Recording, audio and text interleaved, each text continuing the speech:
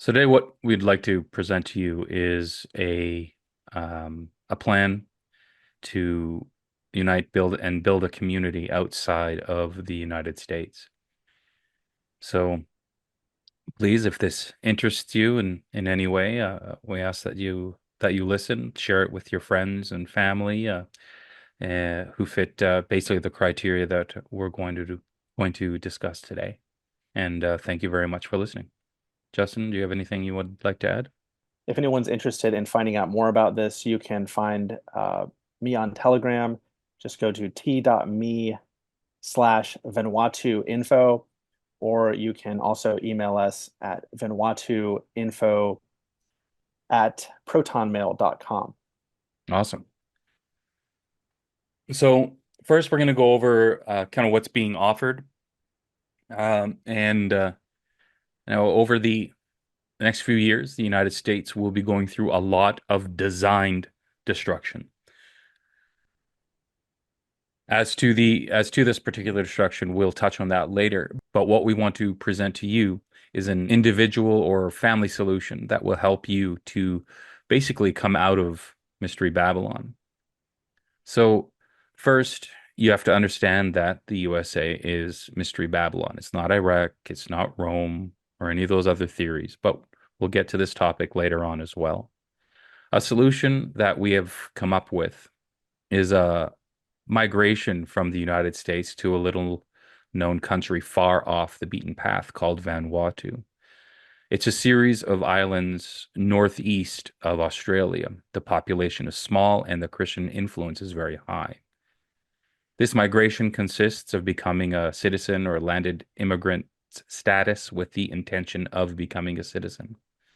We feel it is important to abandon the United States citizenship, as once the whole story of the destruction the USA and its banking, government, military, and entertainment industries conducted across the earth comes out, United States citizens will be hunted down or forced to go back to the United States, forced to stay there while the destruction is happening.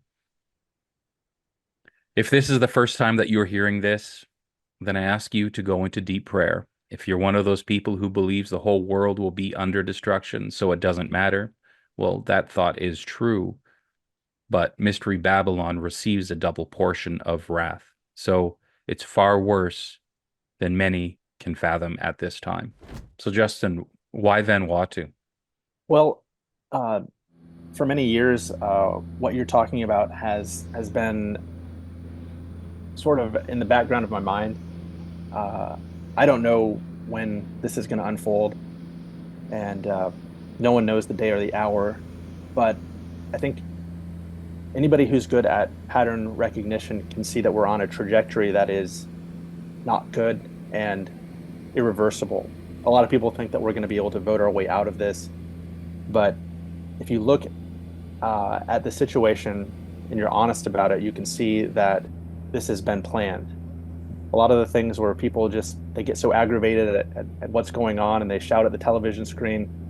I hope that you can take a deep breath and just really honestly evaluate this situation, because a lot of the things that don't make sense are being done on purpose. There's divide and conquer. There's manipulation on a level that's deeper than most of us uh, can really fathom, because so much of it is hidden from us. But um, one of the reasons that I personally started looking for a country like Vanuatu was was because I currently live in Taiwan, and Taiwan seems to be in the crosshairs as well, along with the U.S. and other countries. It's an ally, so uh, I started looking for a country that was a place that you can buy a passport to if you need to, so that you can. I guess the scenario I'm looking at is if you need to be able to show a passport to get out of a blockade, like let's say China has a tight blockade, but they're allowing foreign citizens to leave, that would be a very good thing to have, a second passport. Um, but most of the time, whenever I was researching this, I kept coming up with, I was researching the places, Central America or Southeastern Europe. I pretty much thought I had covered most of the world uh, in my search. And myself and others who had been talking about this just kept coming up with, well, there really aren't any good places to go. And I guess because of the situation that I'm in personally, I decided to just really reevaluate that and just completely look at every country. And I came across some countries that I'd never heard about, and I'm actually pretty good at geography. So Vanuatu was a country that was not on my radar. I think I'd heard of it, but I didn't really know where it was. The way I found it was I put essentially every country on a spreadsheet, and I started adding filters that filtered them out based on different specific things. It could have been the military situation. It could have been uh, their access to food. So I'm going to go over some of those. I've made a list of those. As I was filtering it out, Vanuatu came to the top. Now, like we said before, there are no perfect options, and Vanuatu, not every part of Vanuatu is the exact same situation. There are, as Enoch mentioned, there's many, many islands in Vanuatu. There's 83, about 70 or so are inhabited, 70 something. Um, there's many places where people are living uh, very, I guess, traditionally. There's not very much technology. But there are two major urban centers there. One is about 30,000 people, and the other is about 60,000 people. That's Luganville and Port Villa, respectively.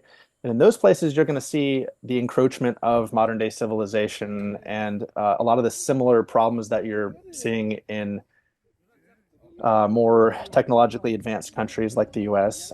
You're seeing those begin to unfold, but on a much slower um, level. So eventually, um, if things go on as they are in 10 years, you wouldn't really want to even be in the capital of Vanuatu. But one of the things that's nice about Vanuatu is there are a lot of options within that option. And that's one of the factors that I considered. Another is, so I'll just go down the list. Another is religion. The people there are primarily Christian.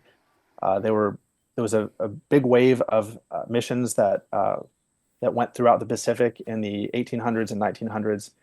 And so for these folks, Christianity is sort of a new thing to them culturally, and it has enhanced, in my opinion, it's really enhanced their traditions, their traditional village living. So most of the villages there, most people I would say live in communities of between 100 and 300 people, small villages, and those villages are connected to other villages. Um, but Christianity for them, I guess some people will say, well, the South Pacific isn't, don't they still have cannibals there? Actually, the cannibalism, the last known cannibals in Vanuatu stopped eating people in the 50s, and the reason they stopped eating people according to them in the ceremonial way, they would kill a leader and eat that person. It wasn't like that's all they ate. But the reason they did that was because that was a tradition they did for black magic. According to some of them, they would use their powers to be able to levitate objects or do other things, put curses on people. And so when they had the light of Christianity, they abandoned the darkness. But I think the reason that um, I mentioned religion at the top is because it's so fresh with them that they haven't become jaded like a lot of Christians have in the U.S. They haven't grown sluggish in their faith in the same way. One of the other things going along with their culture and their traditions is I didn't notice any homelessness in the cities or in the villages. People take care of each other. People, even the people who are living in these, I shouldn't call them cities because by American standards, they're very small towns. The 60,000 people in the capital is still very small, but didn't see any homelessness because all those people they know they still are connected to their tribe. If they need to, they can go back to their island, into their village, and be taken care of if something happened to them, physically if they were disabled. They also, deeply in their tradition, they all come from subsistence agriculture communities, so they all know how to grow things. Um, they've been growing taro and sweet potatoes and other crops for thousands of years, and so it's second nature to them. Um, so that's another thing. all the food there for the most part is organic because their subsistence agriculture is the dominant food source. The like vast majority of food, except for the stuff that's being shipped in, um, all that they basically don't have enough money to even to add pesticides and fertilizer. They have to use natural traditional solutions for those pests. They have to one of the things they do is they'll move their garden after a few years to a different place, and they'll kind of burn one of these areas down if it gets infected by something. They're very dynamic. They never do monocropping. It's always you'll see papayas. We'll be shading out some vines as the vines grow up, and then they'll cut the papayas down and let the vines kind of take over an area. And they really know their thing with permaculture. Um, and there's abundant food. It's one of the few places in the world where there's no situation of food insecurity if things get bad, if and when. In the US, you have a food surplus as a country, but most of what's being produced is genetically modified corn, soy, wheat that's been sprayed with tons of glyphosate. That's not the situation over there. So you're not going to starve over there in a extended crisis situation. One of the other things that is the most important to me, and I think many other people, is the military. They don't have a very large military at all, and they don't have any military alliances. Now, they are influenced by bigger countries like China, Australia, the US, but they have no formal alliances. And most of the islands don't have a way for a large military ship to park there to land. A lot of the places are far away from landing strips. They wouldn't be able to really facilitate too much air traffic, maybe small planes. But these places, most of the islands are so low populated. There's such a low population density that it's probably not going to be worth it for them to concentrate much energy in trying to command and control um, all over these very dispersed islands where I didn't mention this before, but there's over 100 languages spoken.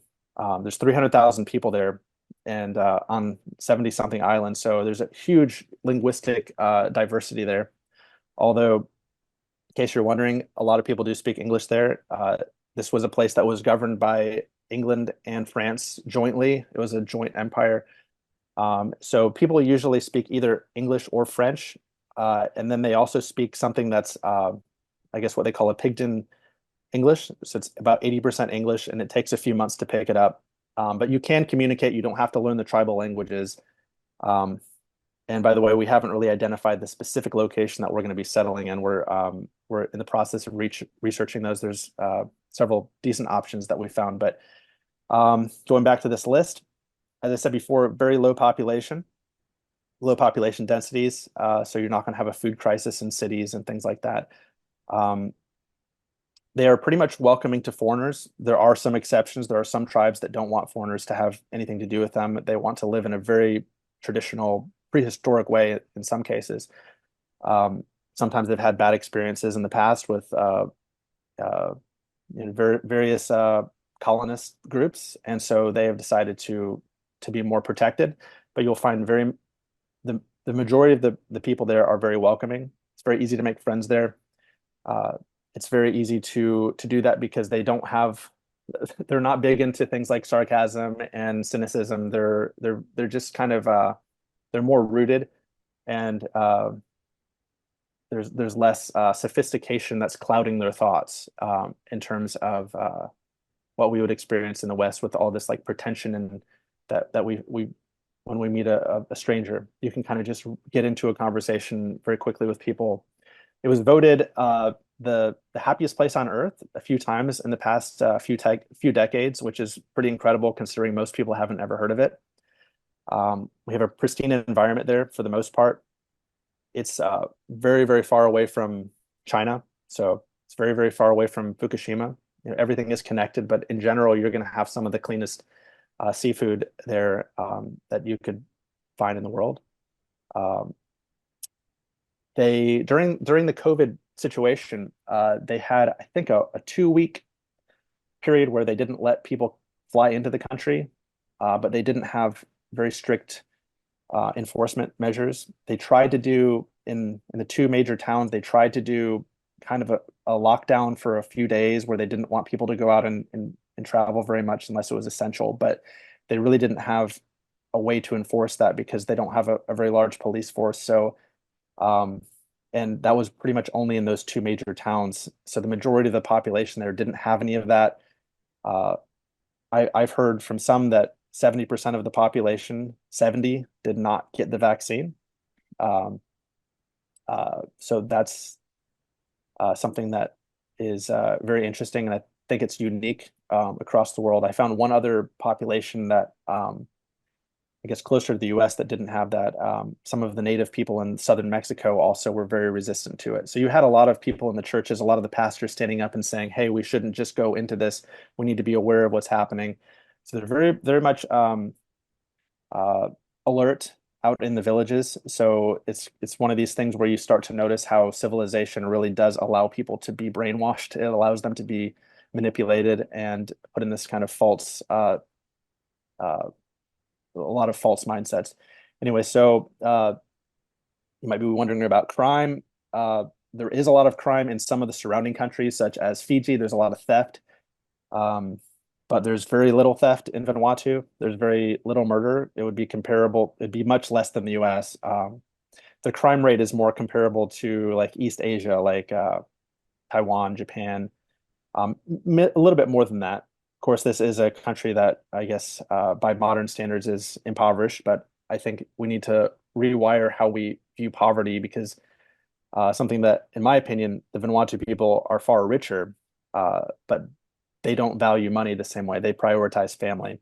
And one of the reasons they told me they don't steal, typically speaking, is because they have in their uh, communities they're taught to respect everyone and they are all on small islands. So people who try to do crime, it's very difficult to go unnoticed or to not be found.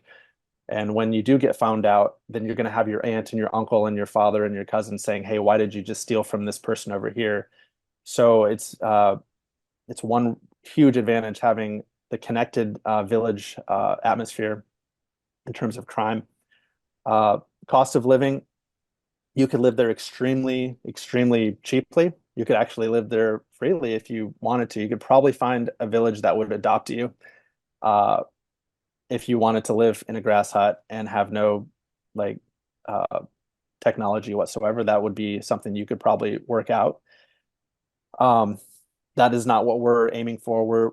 We are aiming to be off grid, but not in a technology free environment. Technology with yes, a lot of technology that we've really thought about. We're intentional about what we're introducing into the community. I think that that's something that a lot of people are aware of, that we're kind of in this situation in the West or in the modern world where people are addicted to phones and video games and all kinds of um, very dark things. And so that's one of the nice things about Vanuatu, going to a place that is not as developed. You have a lot fewer people with phones. If you go out of the major cities, you're going to find most people don't have phones. Maybe you'll have in some of the villages, maybe one person has a phone. They might use that kind of like the Amish would to call people to make business deals. Like we're gonna export you this, and so come pick it up on this day. But by and large, you don't see kids with phones. You see them still running around and playing. I would say there's another good part about Vanuatu. There's no uh, corporate taxes or income taxes, so you don't have to worry about another country burdening you with like an oppressive tax system if you end up going there as a citizen or as a long-term resident. Um, but the cost of living, by the way, going back to that, the cost of living is very cheap, but it can also get expensive. You can live in luxury on the side of a beach in a mansion if you want. You can, it is possible in Vanuatu to have all of the modern luxuries that you want, and many people do live that way. Many rich people from around the world actually escape there specifically for that, because they can go there and not be taxed and kind of just live out their lives. Um, I would say the yeah, going along with that, there's very few regulations. So some people have asked me that I've been talking to about this. Well, what about building? Are they gonna come and make sure that I'm following all the codes properly? And the answer to that is probably not. Probably you get to build whatever you want. And especially if you're out in the villages, even if you're in the cities, you're not going to have very much management. And um, that's something that you actually hear some of the people complaining about is there's not very much regulations by the government. So some of the Chinese immigrants, there are some Chinese immigrants that have gone there and set up little shops that sell little pretty much just stuff being made in China. But a lot of the structures that they build are not really up to Western standards. So a lot of people there, they've made that kind of comment to me. So I don't think that you're going to end up coming into a lot of regulatory um, pain. Um, let's see. So when you're looking around the Pacific, there are certain islands that certain countries you would want to avoid just based on the geography. Now, with Vanuatu, you do have hurricanes, tsunamis, you have typhoons, you've got earthquakes, and in certain regions of Vanuatu, you have volcanoes. We're going to be avoiding those areas that have volcanoes and places that are right on the edge of like a fault line. But there's a lot of areas in the Pacific that don't have islands with significant elevation. So if there is some sort of tsunami, you could get completely wiped out, like what happened in Indonesia a few decades ago, where I think over 100,000 people got killed in a giant wave. You can get easily, you can get some elevation in Vanuatu. We're looking at several properties that are like over 400 meters, so about 1,200 feet. And you can go much higher if you want to. Of course, if you do go a lot higher than that, it's going to be difficult to find places that have roads going into them. You might have to actually completely go off grid and build your own roads into these areas and make connections with various villages to make sure that's okay with them. So um, yeah, so I think it's going to be a huge adjustment for a lot of people. For me, the climate is what I'm talking about. The climate is quite hot and humid. It's a rainforest zone, so the advantage to that is that you have just it's easy to grow things all year round. Um, but and I guess one other point that I didn't have on this list that I'm going over is that they don't have any poisonous snakes. There's no predators that are like notable. There's no like giant wild cats like there are in Costa Rica or Belize. So you don't really have to worry about your child playing outside. They're not going to get taken away by a cat. Um, but those are some of the things. Enoch, you might mention a few others, or if I didn't cover everything, let me know. But those are some of the major reasons that we chose Vanuatu. There's no place on Earth that you have all of those factors coming together like that I found. And I did very, very deep research on this topic. So yeah, there are some other decent options around the world, but yeah, Vanuatu is the one that really stood out. Why is this being offered? Enoch, do you want to touch on that a little bit? Sure. Well, before we begin, it's important to discuss fear. Fear is the goal in the end times. The beast system is designed to keep people in a state of fear and denial. So while we discuss this, if you're thinking that it's a good idea because you are afraid, then you are leaving the United States for the wrong reasons. This is a regroup to a community for real Christians, not the people who believe government is the answer or you can vote your way out of this predicament. That time actually ended decades ago. So we, like many, have the knowledge that the USA will be destroyed by Russia and China, and that the USA is housing Mystery Babylon. Whether it's DC or some actually postulate that it's New York. Doesn't matter. I made as far as the city is concerned, excuse me, because Mystery Babylon, the city has fallen. I made a video of it called "What to Expect When You're Expecting 2024" on the rundown of our reality And in this video, I present a 2025 population decline from 332 million to 99 million, which is a decline of 233 million people. So if it's accurate, then in a year or when the information comes in, year and a half, 2 years, that's 233 million people. That's So the 2019 Deagle report, right? yeah, that's the 2019 report. Yeah. So before this decline, many things will happen. We know this through the occult practice of revelation of the method or predictive programming. So division, oh, not only that, but there's other people that gather information. People get it through prayer. And if you're Christian, you're like, yeah, of course. If you're not Christian, you have prayer. How do you get information through prayer, right? Anyway, division between all the manufactured dualities will basically be stoked. For example, a duality that the Masons have created is race.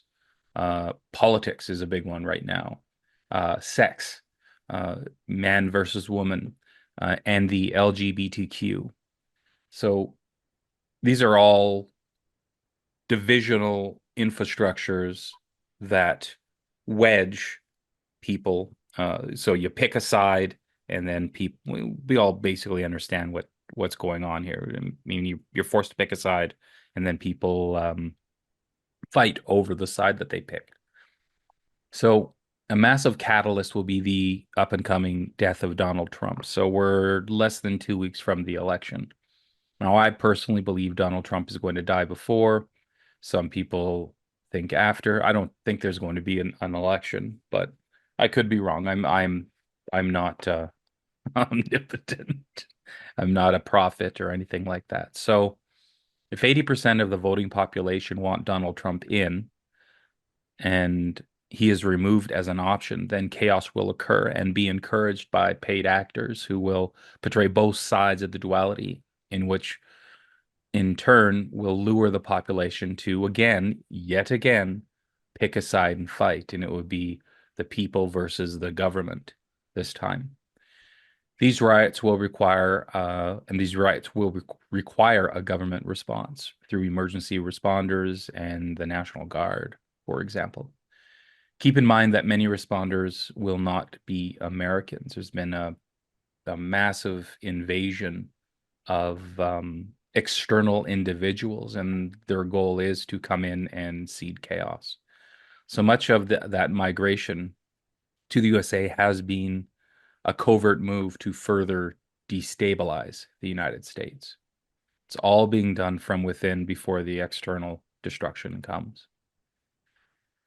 The Middle East conflict will force the United States into battle with Iran, and Iran will call for aid. Muslims will basically will unite, excuse me, with Iran and place an oil embargo on the United States with the aid of BRICS, as BRICS controls the more oil than the G7, for example. This will cause the crash of the petrodollar, so the economy will certainly fall. War with China, Russia, and BRICS nations will be announced, and there'll be a draft. Now, when I'm pointing out these things are going to come, I don't know the order that these things are going to come. So something might that I mentioned in here might happen before another. So I'm not on the board of directors of the fall of an empire. So I don't know when they have planned this strategic destruction. But they're going to create a draft. There's a situation where Americans will be drafted into these already planned wars. And again, it's to depopulate and to weaken the nation. The War Act will be enacted, leaving any change in the current leadership frozen. So the War Act states, the War Powers Act, excuse me, is what it's actually called. So if the president, the current president, um, is in wartime, they have the power to start a war for 30 days, and then whether they finish it or not within those 30 days, like a skirmish or something like that. After 30 days, then it goes to vote in the House and whether to continue or not. So an election can be postponed under threat of war. Food infrastructure will be interrupted. You're already seeing hurricanes that are man-made, uh, and this man-made planned destruction is going to continue. Flooding, drought, it's going to be across the country. Water infrastructure will be destroyed. I want people to understand something. In the United States, there are almost 100,000 dams. Now, where does a town form? It's by a body of water. So if many of the dams break, it would happen like a domino effect. So a main dam would break and then it would cascade into another dam, and dams are not being repaired. Same with the forest. That's why there's so many forest fires.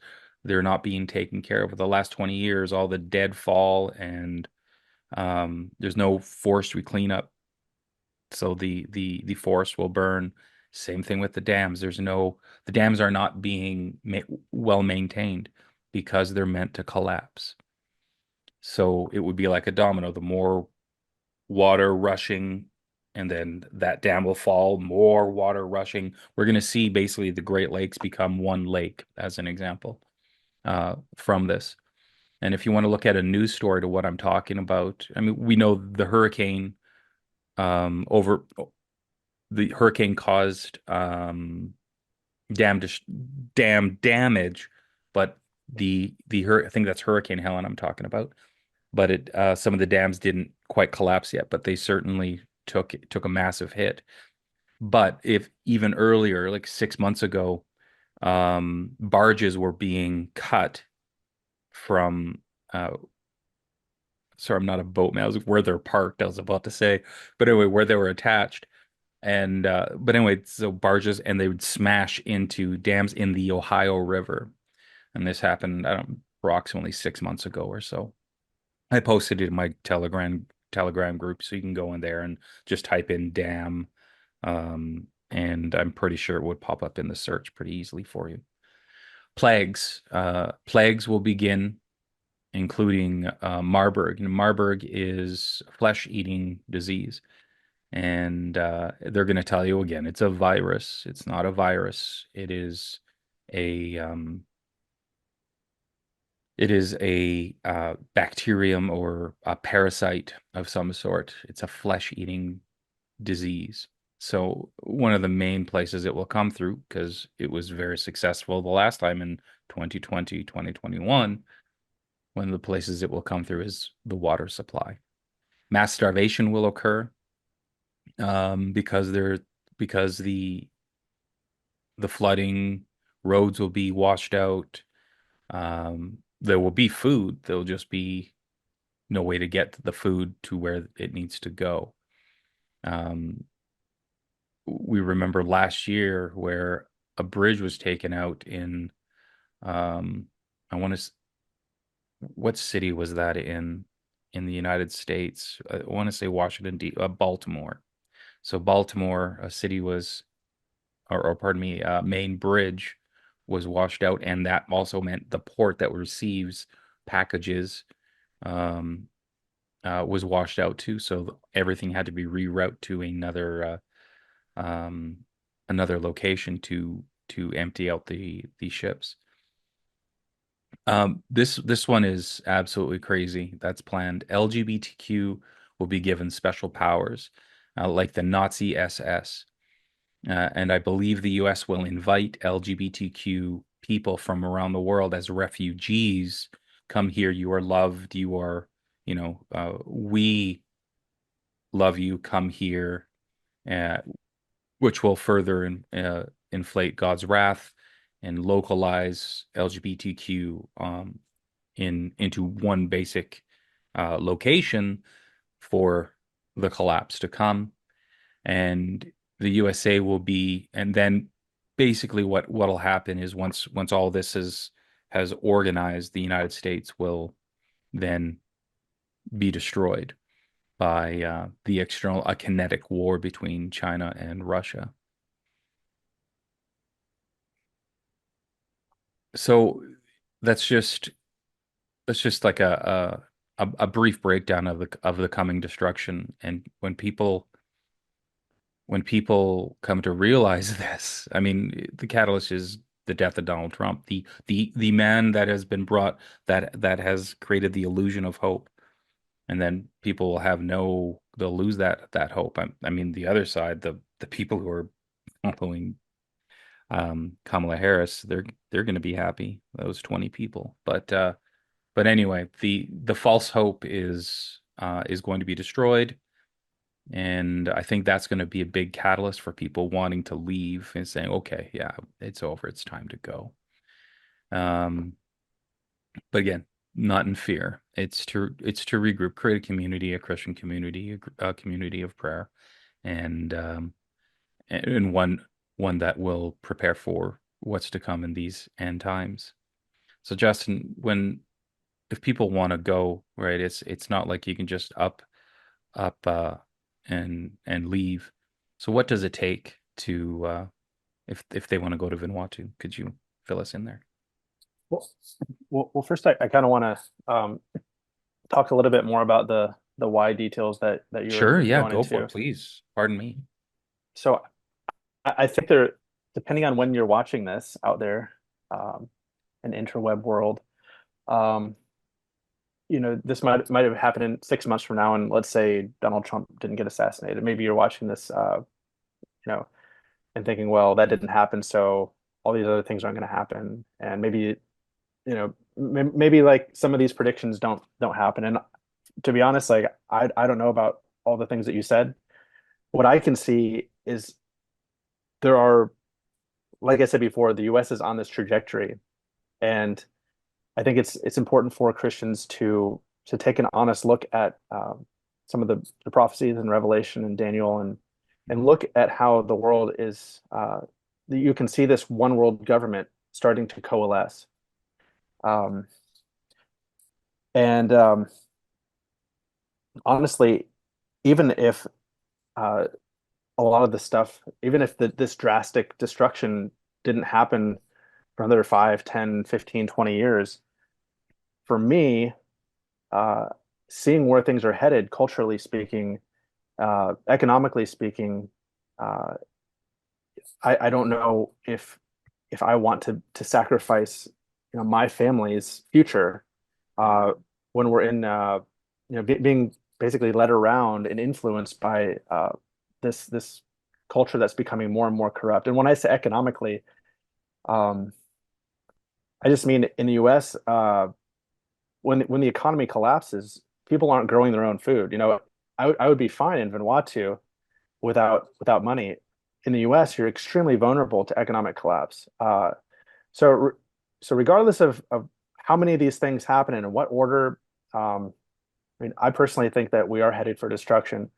But if you're sitting back there and thinking, well, um, I would not be interested in this because I don't think maybe this is going to happen. Well, still look around. Do you want your family to be influenced um, by all the madness that's happening? It's getting worse and worse every year. I've talked to friends recently, and like, wow, yeah, my parents are saying that it was happening exponentially, 10 years ago, and now it's continuing on that path. It's getting worse and worse at a faster rate, and a lot of people want to be wishful thinking and saying, well, just enough if enough brave men just stood up and kind of held their ground, but that hasn't been happening. Look at what happened during the pandemic and how just people just the dominoes fell all around the world.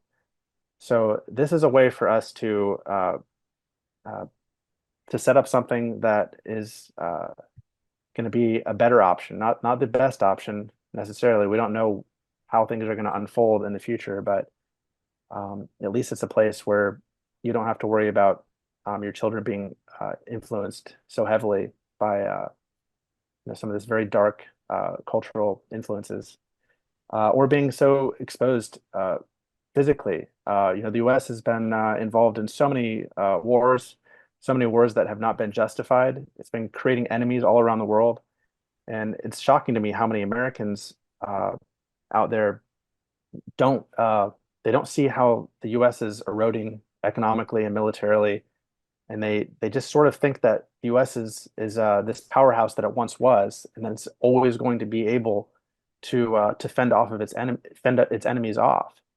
But a lot of countries like China and Iran, they've got longer memories than the U.S., and they've been watching and they see the U.S. as a danger because of all the things that have been pushed through the U.S. And I think you mentioned the U.S. as the major country that's involved, but if you look at the Deagle report, and we've actually put together a graphic of that, you can put it on the screen if you want. Mhm. But like you can see, a lot of the countries in the world are also very, very hard hit. So it's not just the U.S. There's going to be a lot of other countries that are allied and tied to the U.S. that are also going to kind of go down with it. In Revelation, it talks about the nations mourning when this destruction happens, because it's also going to affect them. But some of them are also going to be hit militarily as well, for this kind of destruction to happen that you're seeing in this Why don't you pull this it up Deagle. and talk about the map a little bit?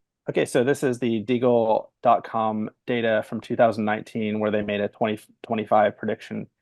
Every year before that, they kind of had other predictions, and it kind of progressively got worse. And this is the last year before they stopped doing it. I think they stopped updating the data in about 2019.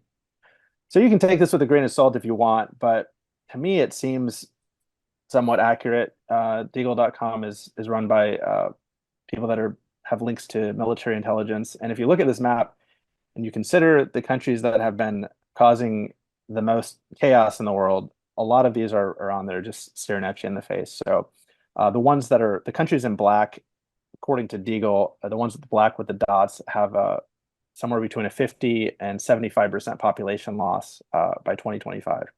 These are just estimations by them. So, maybe it won't happen in 2025, but maybe maybe it will, and that's why they pulled it. They don't want people getting too nervous about it. So these countries that are anywhere that's like a dark red, that's also pretty heavily hit. You can see the percentages on this map. But you'll see Israel, France, Germany, the UK, Ireland, Libya, and the US getting hit the hardest. So Australia, New Zealand, a lot of people think of those as places of refuge, and those places also got hit pretty hard, in addition to Canada and most of Europe, by the way. So, and then you'll see Vanuatu is down here, just in case you aren't aware of where it is. It's down here out in the South Pacific. It is north of New Zealand, and I think a lot of people from New Zealand are going to be trying to get to Vanuatu, because to people in Australia and New Zealand, countries like Fiji and Vanuatu are like, that's like the how Americans and Canadians might see going to like the Bahamas or the Caribbean. So um, anyway, that's all. I just wanted to talk a little bit more about the situation that we're facing. Let me stop sharing my screen. Okay, so back to your question about like what does it take to get over there and to join the community that we're starting. So if you look for Vanuatu citizenships online or residencies, you're going to come up with a bunch of different websites. There are authorized agents that the government has given licenses to do this. They all are Vanuatu citizens. And when I was over there in person this past December and June, I was able to have meetings with quite a few of them, and to negotiate with one of them in particular, uh, to give us any applicant for a passport would get a $20,000 refund that would be able to go towards uh, a company that we would set up to purchase land together, so that we can get a large piece of land for a lot less per acre or per hectare. So in general, if you're trying to get a citizenship, through a standard agent, it's going to cost usually about $130,000 and then 15,000 for every additional family member. There's also an addition, there's another way to get a passport there through investment, but none of the programs that they're offering where they'll give you a 50 or $60,000 reimbursement. It's basically these programs you could invest in something like I don't know, just say like a coconut farm. And then in 5 years, they'll give you back 50 or $60,000 of that money that you put in. So you'd pay more for the passport up front. It would be, I think, about 100 and those mostly start at about $160,000. And then after 5 years, if the investment clears, you're going to get 50 or $60,000 back. But like I said, none of those have been proven, so we're not going to really be pursuing that because we, 5 years out, like I'm not expecting that money to come back. The other option would be to get a permanent residency through investing in land. That option could also work for people who don't want to get the citizenship. Um, they would basically how that works is you have to put $100,000 into real estate in Vanuatu, and then you would get a 10-year permanent residency, which at the end of that 10 years you could convert into a passport. That costs $100,000 plus a $10,000 fee to the government. And we would be asking community members to be willing to set aside 20,000 of that towards the group land purchase, just so we're able to secure enough land. Um, there is a third possible option that I'm exploring right now. I'm in the process of talking to different people in the government about a third option for getting over there for people who don't have like the liquid assets to just, okay, sure, $100,000. I think most people don't have that offhand. So you can also invest $10,000 in a business. So like I said, we're going to be forming a business together for the purpose of purchasing this land. Later on, we'll split it back up. It's not going to be like a communist community. We will split the land back up, but we're going to use that company as a vehicle to purchase the land together. Um, so by investing in a company that's a Vanuatu company, if you invest $10,000, then you get a 3-year business investment visa. So I'm looking into how that can be extended and like after the 3 years are up.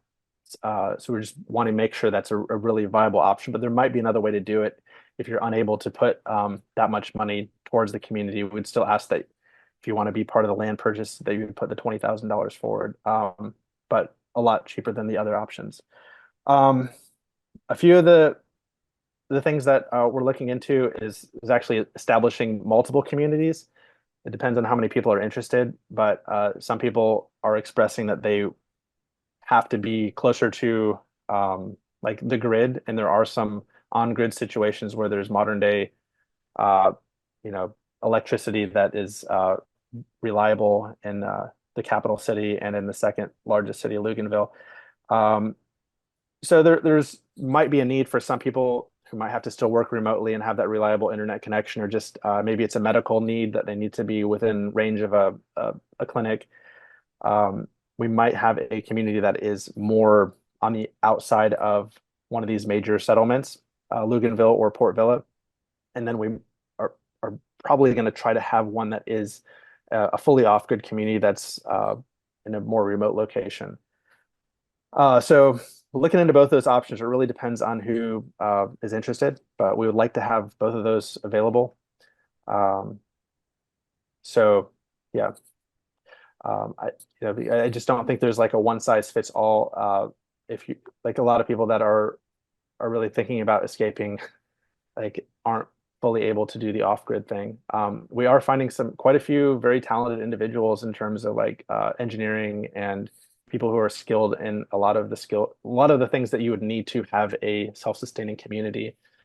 And to sustain ourselves once we do purchase the land and start building houses and infrastructure there, um, the plan would be to use a lot of that land as a way to continue having some cash flow, just in case things continue not going.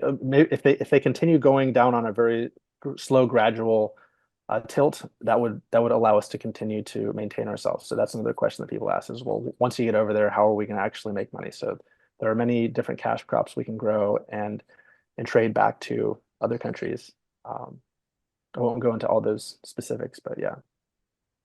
Well, But anyway, they're basically, so I guess why us, like, or why um join us is there aren't any other communities forming like this. Um, as far as I know, there maybe is somewhere in the world, but definitely not in Vanuatu. This is sort of a unique opportunity for people that are wanting to have a Christian community that is, committed to like traditional values and committed to working together to building something that is uh, that can be, I guess, sustained for the long term or as long as needed. some interactions that were unreliable, and you want to make sure that people get that uh, genuine contacts, shall we say.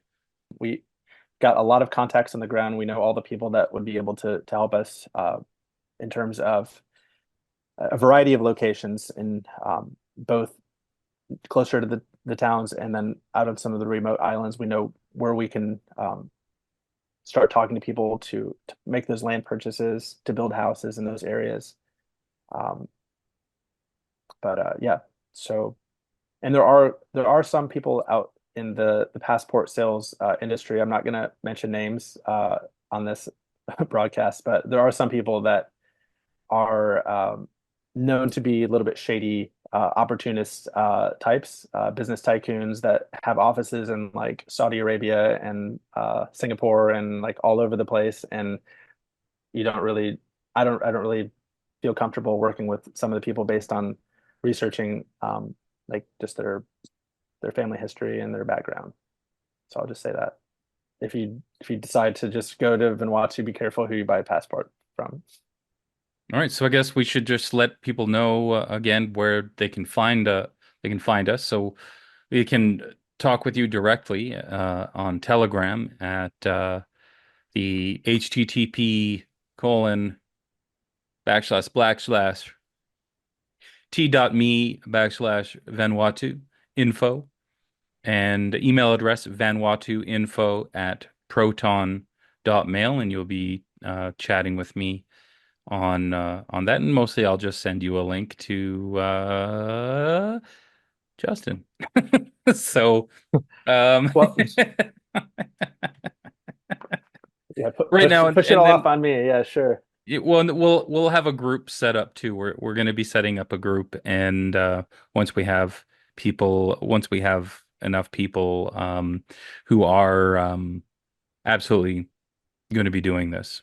So anyway, uh, is there anything else that you'd like to share? And or is No, that we're pretty good? I'm gonna say that one more time just because all the slashes and like hpt Okay, yeah. t.me/t.me/ Vanuatu info. And when you message us that, well, if you message me there or if you email us, that I'm going to send you a few questions just to kind of understand where you're coming from and make sure that you are, I guess, appropriate for what we're trying to build. And if not, I might be able to redirect you to, I don't know, some other options. But yeah, that's basically it. Well, thank you everybody for your time. And yeah, if you have questions, don't hesitate to give either of us a shout. And yeah, thank you very much for your time, Justin. One more thing. Those of you out there who are thinking, well, I just can't get out. There's no way, for whatever reason. Just want to encourage you again, not to live in fear. There, these are going to be some tough times, but even if you want to, there's no guarantees. Hmm. So just encourage you to pray and to um, ask for protection because our Creator will grant protection to those who are in need. There'll be a shield over those people. So that's basically it. I don't want to leave you in a spirit of fear and darkness. That's something that we've been accused of a little bit Right? when we've talked to a There's few people on this. It's like, well, there's actually, we're just Jamie trying to be practical here. There's Jamie Walden as well. So, and he's building a like an ark in the United States for people. So you just have to look up Jamie Walden. Anyway, we're Okay. out of time. Interesting. All right. Sounds good. Good talking to you later. God bless. All right. God bless.